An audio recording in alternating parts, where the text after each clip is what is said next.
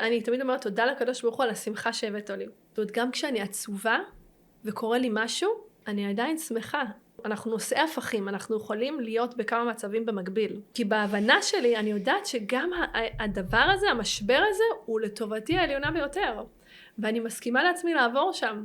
פשוט לצלול למים ולטבוע ולתת לגלים לסחוף אותי, לחוף מבטחים. לא להיאבק במשברים, בדברים שקורים לנו בחיים.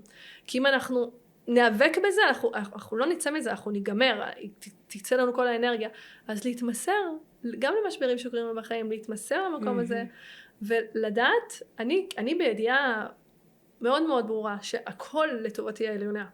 וזה משהו שמאוד מחזק אותי, זה משהו שגורם לי להיות בשמחה, זאת אומרת שגם אם יש ימים שאני בחוסר אנרגיה, בחוסר רצון להשפיע, בהשתבללות, בהתכנסות, זה בסדר, כאילו אני נותנת לזה, אני לא בכוח, לא, עכשיו תצאי מזה, את חייבת לעשות, לא, אני המון פעמים בהרפאיה.